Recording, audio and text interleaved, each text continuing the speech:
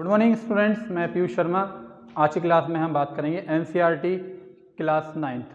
Subject है हमारा science. इसमें जो बायोलॉजी का जो लेसन 3rd है, आज हम इसकी बात करेंगे, जिसका नाम है जीवों में विविधता। सामने लिखा हुआ है जीवों में विविधता। इसका मतलब होता है डाइवर्सिटी इन लिविंग ऑर्गेनिज्म। बच्चों मैं आपको बता दूं, हमारे संसार में कई प्रकार के वृक्ष और कई प्रकार के जीव जंतु पाए जाते हैं। इसका कहना मतलब ये होता है कि इनकी बहुत सारी प्रजाति हमारे इस संसार में हैं, और कुछ प्रजातियां ऐसी हैं जिनके बारे में अभी हम खोज कर रहे हैं, उनके नाम के बारे में हम पता लगा रहे हैं, उनके वैज्ञानिक नाम के बारे में पता लगा रहे हैं, उनका रहन सहन कैसा है, उनका आवास कैसा है, वो किस क्रियाकलाप में जीते हैं और उनकी क्या क्या एक्टिविटी है। तो इस लेसन में जो हम बात करेंगे कि ये जो जीव हैं और ये जो पेड़ पौधे हैं, इनको हमने किस प्रकार से बांटा है और किस प्रकार से इन जीवों में ही इनके अलग अलग प्रकार की प्रजातियों में अलग अलग असमानताएं हैं। क्या असमानताएं? कोशिका विभाजन, इनका पालन पोषण कैसा है, ये किस प्रकार से प्रचलन है, ठीक है, इनका आवास कैसा है, किस प्रकार की इनके अंदर गतिविधियां होती हैं। तो ये सभी चीज़ें किस में आती हैं? विविधता में। मतलब कि जीव तो हैं, मनुष्य भी हैं, जीव जंतु भी हैं और पेड़ पौधे भी हैं, लेकिन इन्हीं की प्रजाति में इन्हीं के अलग अलग इतनी सारी असमानताएं किस प्रकार से आई हैं और इनको किन के भागों में हमने बांटा है। तो बच्चों मैं आपको बता दूं, आपके चारों तरफ पूरे संसार में अब तक 3,50,000 मतलब 3.5 लाख प्रजातियां पेड़ पौधों की हमने पता लगा लिया है, और 19 लाख प्रजातियां जीव जंतुओं की हैं, जिसमें एक छोटे अति सूक्ष्म जीव वायरस और बैक्टीरिया से लेकर 100 मीटर की ऊंचाई तक का रेडवुड वृक्ष और 30 मीटर की लंबाई तक की ब्लू व्हेल इसमें सम्मिलित है। तो बच्चों आप समझ गए होंगे कि इस पूरे संसार में कई प्रकार की प्रजातियां, जैसे मैंने आपको बोला 3.5 लाख प्रजातियां पेड़ पौधों की हैं और 19 लाख प्रजातियां अभी तक हमने जीव जंतुओं की विकसित कर चुके हैं या इनके बारे में हम जान चुके हैं, और इसके ऊपर और अभी कंटिन्यू रिसर्च हमारी जो वैज्ञानिक हैं उनकी जारी है। तो ये तो है हमारा एक तरीके से इंट्रोडक्शन कि जीवों में विविधता का मतलब क्या होता है।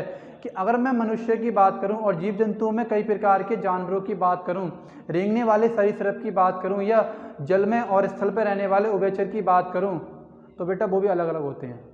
अगर मैं एक उभयचर की बात करता हूं, मेंढक की, तो मेंढक जो है, मेंढक का जो भारतीय मेंढक है उसका वैज्ञानिक नाम है राना टिग्रीना। तो राना तो बच्चों उसका वंश है, लेकिन उसकी प्रजाति क्या है? टिग्रीना। एक आता है बच्चों टॉड, जिसका हम पहले प्रैक्टिकल करते थे ग्रेजुएशन लेवल पर जाके, डिग्री कॉलेज में जब लैब में प्रैक्टिकल होता था। तो हम समझ सकते हैं कि इसमें ये जो मेंढक है इसकी वंश तो वही है राना, लेकिन इसकी प्रजाति क्या है वो अलग अलग है। एक एग्जाम्पल और मैं देता हूँ आपको बच्चों, अगर मैं बात करूँ शेर और चीते की, तो इनका जो वंश है वो है पैंथरा दोनों का, लेकिन इनकी प्रजाति अलग अलग है। लॉयन की जो प्रजाति है वो है लियो और जो टाइगर की प्रजाति है वो है ट्रिगिस। करेक्ट। अब मैं समझ सकता हूं कि बच्चों को ये जो मैंने चीज़ें बताई हैं, इससे आपका जो इंट्रोडक्शन है वो जीवों में विविधता का जो इंट्रोडक्शन है वो कंप्लीट हो गया होगा और बच्चे के समझ में आया होगा। अब हम बात करते हैं वर्गीकरण का मतलब क्या है। बच्चों जो वर्गीकरण है उसका मतलब ये होता है कि हमने ये जो जीव हैं, जीव जो होते हैं, जीव जंतु, ठीक है, तथा वनस्पति,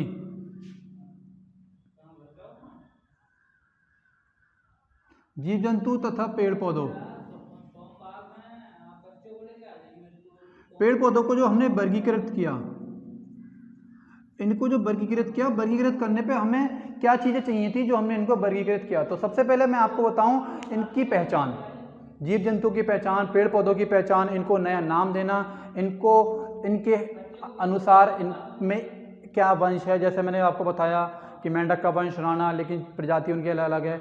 और जो शेर के बारे में बताया मैंने, इनका जो वंश है वो है पैंथरा, लेकिन इनकी प्रजाति अलग अलग है। इसी प्रकार से मनुष्य की अगर मैं बात करूं तो बच्चों मनुष्य का वैज्ञानिक नाम है होमो सैपियंस, लेकिन जो उसमें शुरू का वर्ड जो आया होमो वो उनका वंश है और सैपियंस उनकी प्रजाति है। तो सबसे पहले हमने वर्गीकृत इसलिए करा क्योंकि हम इनके जीवों की पहचान कर सकें, इनको एक नाम दे सकें, ठीक है, और नाम देने के साथ साथ असमानता और समानता के आधार पर हम ये बता सकें कि इनको हमने किस समूह में रखा है और किस वर्ग में रखा है।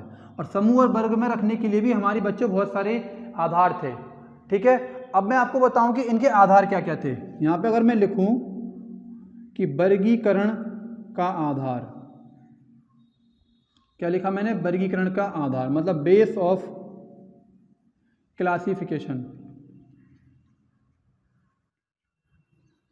मतलब हमने जीव जंतु के बारे में ये भी देख लिया कि इनमें अलग बहुत प्रकार की समानताएं असमानताएं हैं। वर्गीकरण का मतलब समझ लिया कि वर्गीकरण हमने क्यों किया, क्योंकि इनको नया नाम देना था, इनको एक वंश देना था, इनको अलग प्रजाति देनी थी, इनको असमानता समानता के आधार पर हमें इनके अंदर विभेद स्पष्ट करना था। अब यह है कि वर्गीकरण का जो आपका आधार था वो बेस क्या था। बेस की अगर मैं आपको बात बताऊँ तो सबसे पहले इनका जो बेस था बच्चों, नंबर 1 पे आएगा कोशिका भित्ति। कोशिका भित्ति। अब कोशिका भित्ति का मतलब क्या होता है, अब मैं आपको बता दूं, हमारे इस संसार में 2 प्रकार के जीव जंतु और पेड़ पौधे पाए जाते हैं। एक को हम बोलते हैं बच्चों एक कोशिक, एक कोशिकीय जीव, ठीक है, और दूसरे को बोलते हैं बच्चों बहुकोशिकीय जीव। इस बात से बच्चों में आपको इतना बता देता हूं, जो एक कोशिकीय जीव होते हैं जिनको हम बोलते हैं बच्चों यूनिसेलर, अमीबिया, पैरामीशियम, यूग्लिना, ये सब हमारे यूनिसेलर जीव जंतु होते हैं। और बहुकोशिकीय में आते हैं बच्चों हमारे मनुष्य खुद आते हैं, पेड़ पौधे आते हैं, जो बहुत सारे कोशिकाओं से मिलके बने होते हैं, बहुत सारे सेल से मिलके बने होते हैं। ये तथा हमारा बच्चों वर्गीकरण आधार करने का पहला टॉप पॉइंट। और नंबर 2 हमारा इसका पॉइंट है वो है हरित लवक। अब ऐसा नहीं है कि हरित लवक मनुष्य के अंदर पाया जाता है। हरित लवक का मतलब होता है बच्चों, इसका पूरा मतलब है पेड़ पौधों से, ठीक है। अब मैं आपको बताऊं, कुछ पेड़ पौधे ऐसे होते हैं जो फोटोसिंथेसिस, प्रकाश संश्लेषण क्रिया के दौरान अपना भोजन का निर्माण खुद करते हैं। कुछ ऐसे जीव पेड़ पौधे होते हैं जो अपना भोजन का निर्माण खुद नहीं करते, जैसे पिचर प्लांट। वो क्या करता है बच्चों, अपने भोजन का निर्माण खुद नहीं करता, वो छोटे छोटे जीवों को खुद खा जाता है, ठीक है। तो ये हुआ हरित लवक। और नंबर 3 अब मैं आपको बताने जा रहा हूँ कि कोशिका भित्ति हो गया और हरित लवक हो गया। और नंबर 3 जो हमारा वर्गीकरण का आधार था वो था बच्चों पोषण विधि। क्या था? पोषण विधि। अब पोषण विधि की अगर मैं बात करूं तो बच्चों पोषण विधि का मतलब ये होता है कि हम जो भी भोज्य पदार्थ या जो भी खाद्य सामग्री एब्जॉर्ब कर रहे हैं या उसका सेवन कर रहे हैं वो किस प्रकार से कर रहे हैं, ठीक है। अगर मैं बोलूं कि मैं भोजन करता हूं तो उसका मतलब ये है कि मैं भोजन क्यों करता हूं, क्योंकि बच्चों मुझे भोजन ग्रहण करने से ऊर्जा मिलेगी और ऊर्जा करने से मैं वो कार्य करूंगा, और कार्य करने के लिए हमें ऊर्जा की आवश्यकता होती है। ये चीज़ आप जब वो एक टॉपिक आएगा 10th क्लास में डाइजेस्टिव सिस्टम्स, ठीक है, तब आपकी समझ में आएगा कि पोषण विधि मनुष्य में किस प्रकार से भिन्न है और पेड़ पौधों में किस प्रकार से भिन्न है। पेड़ पौधे अपना भोजन कैसे बनाते हैं बच्चों? प्रकाश संश्लेषण के द्वारा,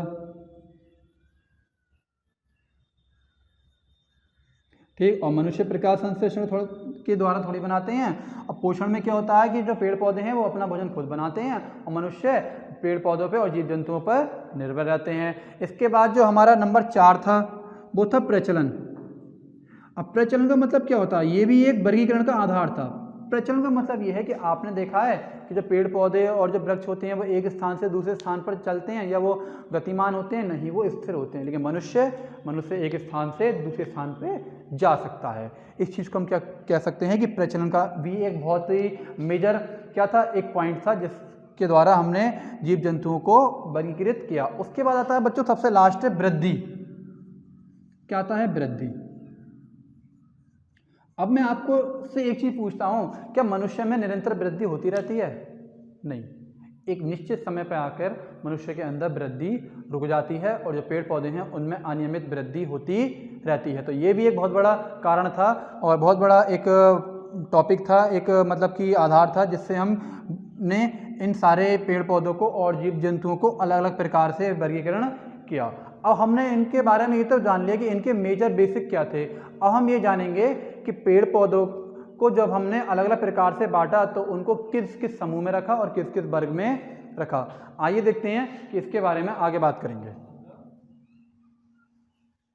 तो बच्चों ये जो मैं कह रहा हूँ आपसे कि बार बार कि किस प्रकार से हमने इनको अलग अलग प्रकार से बांटा है, अब हम इसको समझेंगे। इसमें मैं सबसे पहले आपको बताऊंगा कि पादप जगत का वर्गीकरण किस किस समूह में हुआ है। पादप जगत का मतलब क्या है कि यहाँ पे 2 चीज़ों में कंपेयर हो रहा है, नंबर 1 पेड़ पौधों में, नंबर 2 मनुष्य में। तो यहाँ पे जब मैं लिखने वाला हूँ कि पादप जगत का वर्गीकरण, पादप जगत का वर्गीकरण, मतलब क्लासिफिकेशन ऑफ प्लांट्स, ठीक है। या मैं लिख सकता हूँ classification of plant kingdom, plant kingdom. अब मैं आपको ये बताऊंगा कि ये जो क्लासिफिकेशन हुआ है, मतलब कि जो हमने पेड़ पौधों को 5 प्रकार से बांटा है, 5 प्रकार के वर्गों में मैंने इसको बांटा है। नंबर 1 जो अब मैं आपको बताऊंगा वो है बच्चों हमारा थैलोफाइटा। क्या है? सबसे पहले हमने इनको बांटा थैलोफाइटा में, थैलोफाइटा। अब इसमें मैं आपको ये बताऊंगा कि थैलोफाइटा वर्ग के अंदर कौन कौन से हमारे पौधे आते हैं। बच्चों इसमें हमारे वो पौधे आते हैं जिसके अंदर जड़, तना व पत्तियां नहीं होती। क्या नहीं होती? जड़, तना एवं पत्तियां नहीं होती। सबसे पहली बात तो ये है कि थैलोफाइटा वर्ग के अंदर, ये बच्चों वर्ग हैं इनके, थैलोफाइटा वर्ग के अंदर वो पेड़ पौधे आते हैं जिनके अंदर जड़, तना एवं पत्तियां नहीं होती। और ये कहाँ पाए जाते हैं? ये जल में पाए जाते हैं। कहाँ पाए जाते हैं बच्चों? जल में पाए जाते हैं। पहला आधार क्या था कि इनके अंदर जड़, तना, पत्तियां नहीं होती। और नंबर 2 ये जल में पाए जाते हैं। और इसको हम क्या कहते हैं? कॉमनली शैवाल कहते हैं। क्या कहते हैं बच्चों? शैवाल। इनको हम क्या कहते हैं बच्चों? शैवाल कहते हैं। शैवाल का मतलब काई। और मैं आपको बता दूं इसका जो एग्जाम्पल है, क्या इसका फॉर एग्जाम्पल क्या है? यूलोथ्रिक्स। क्या है? दोबारा बता रहा हूं बच्चों, यूलोथ्रिक्स इसका एग्जाम्पल है, यूलोथ्रिक्स। बस बच्चों इसमें कहीं प्रॉब्लम नहीं आती है, बस हमें इनके जो एग्जाम्पल है ना, जो इनके बायोलॉजिकल नेम है प्लांट्स के, वो याद करने में प्रॉब्लम होती है। तो बच्चों मैंने क्या बताया? पहला वर्ग क्या था पादप जगत का? वो था थैलोफाइटा। इसमें जड़, तना एवं पत्तियां नहीं होती, याद रखना। उसके बाद ये जल में पाए जाते हैं, इसलिए इनको शैवाल कहते हैं। For example Ulothrix. ठीक है, तो ये जो थैलोफाइटा था ये हमारा कंप्लीट हुआ। अब मैं बात करूंगा, इसका अगला है बच्चों ब्रायोफाइटा। अगला वर्ग क्या है? ब्रायोफाइटा। अब जैसे मैंने यहाँ पे आपको बताया कि थैलोफाइटा में किस किस प्रकार के पेड़ पौधे आते हैं, अब बताऊंगा ब्रायोफाइटा वर्ग के अंदर किस किस प्रकार के पेड़ आते हैं। अब मैं आपको बता दूं ये जो हमारे थैलोफाइटा है, जो मैंने भी आपको बताए थे, अब जो ब्रायोफाइटा है, तो इतना बता दे रहा हूँ कि ब्रायोफाइटा में आने वाले जितने भी पौधे होते हैं वो थैलोफाइटा से अधिक जटिल होते हैं। तो हम यहाँ लिख सकते हैं कि इनका शरीर या आवरण, शरीर बोल सकते हैं या आवरण, थैलोफाइटा से अधिक जटिल होता है। थैलोफाइटा से अधिक जटिल होता है, अधिक जटिल होता है। करेक्ट, एक पॉइंट हमारा आ गया। और दूसरा देखते हैं, दूसरा क्या है? दूसरा मैं बता दूं, इसके अंदर जड़, तना और पत्तियों की संरचना होती है। बस जड़, तना एवं पत्तियों की संरचना पाई जाती है।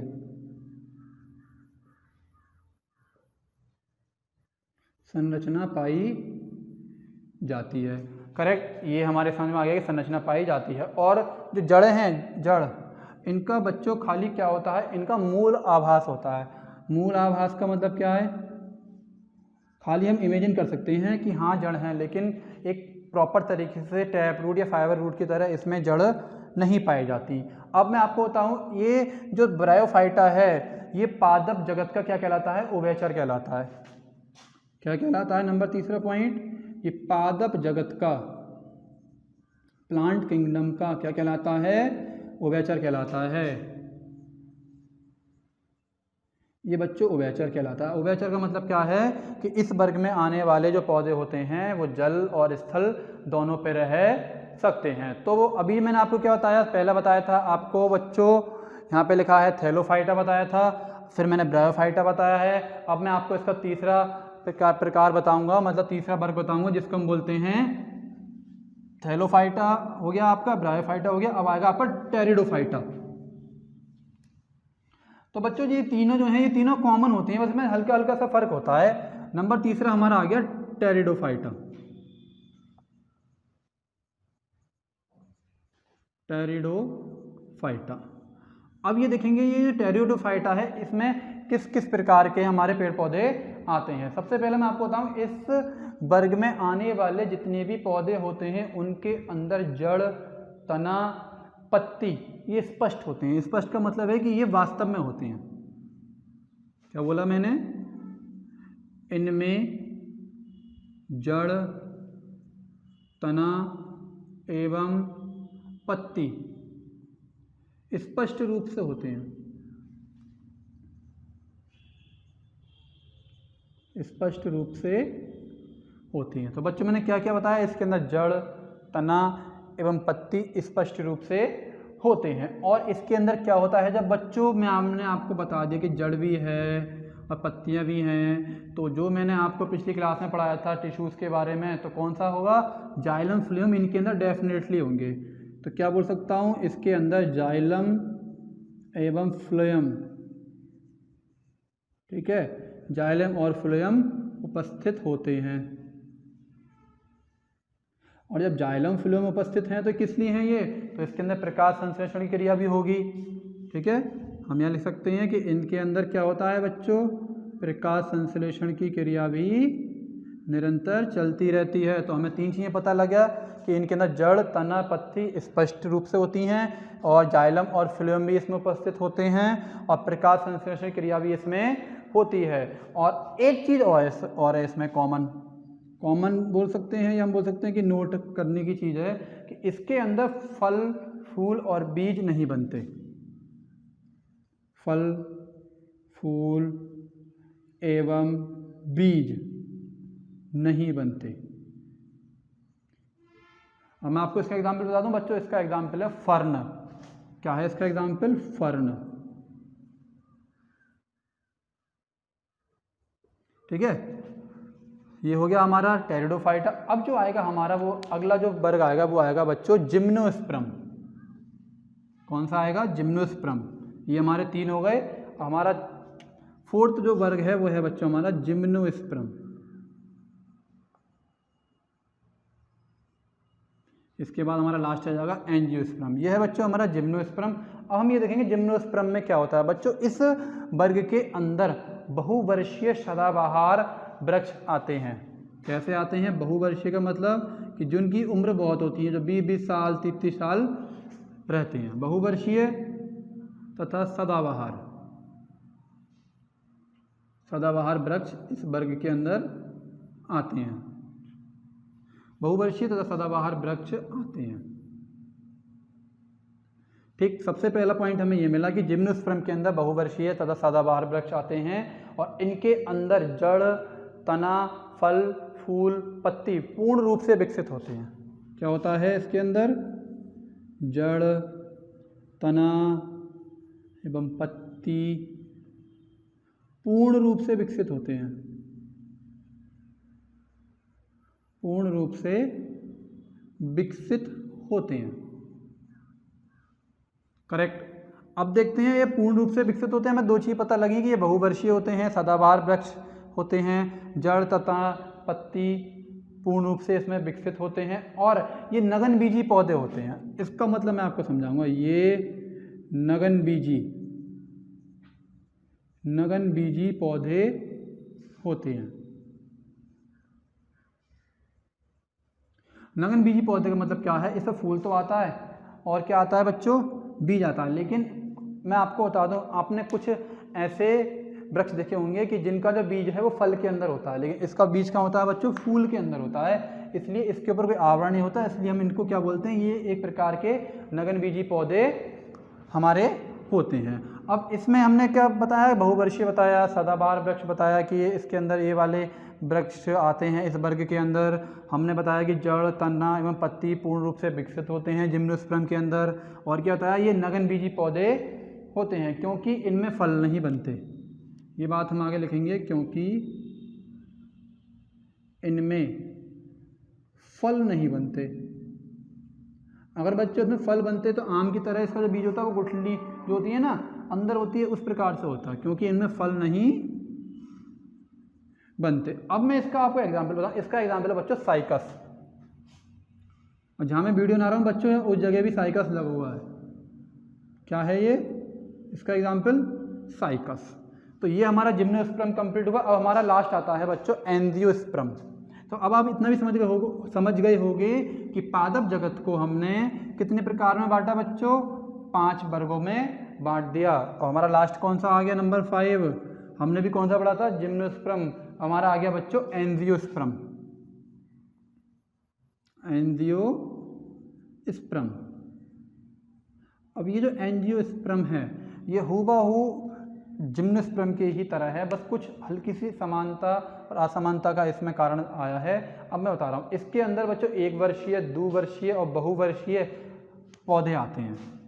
1 वर्षीय का मतलब जिनकी उम्र खाली 1 वर्ष हो, द्विवर्षीय का मतलब जो 2-3 साल जी लें, मतलब जिनका जीवन काल 2-3 साल हो, और तथा बहुवर्षीय का मतलब जो मैंने आपको ही बता दिया था, आम का पेड़, ठीक है, और लिप्टिस का पेड़, ये सारे कैसे होते हैं, हमारे बहुवर्षीय होते हैं।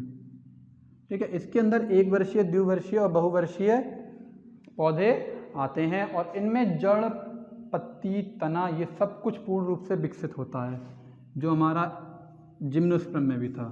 क्या क्या बच्चों, जड़, तना एवं पत्ती क्या होती हैं, ये पूर्ण रूप से विकसित होती हैं, पूर्ण रूप से विकसित होती हैं। और जब ये पूर्ण रूप से विकसित होती हैं तो बच्चों प्रकाश संश्लेषण, जाइलम फ्लोएम वो इसमें कॉमनली होगा ही, उसको बताने की ज़रूरत नहीं है। नंबर 3 जो मैंने अभी आपको बताया था जिम्नोस्पर्म में कि ये कैसे वो कैसे होते थे, नगनबीजी होते थे, लेकिन ये नगनबीजी नहीं है। क्यों, क्योंकि इनके अंदर फल भी पाया जाता है।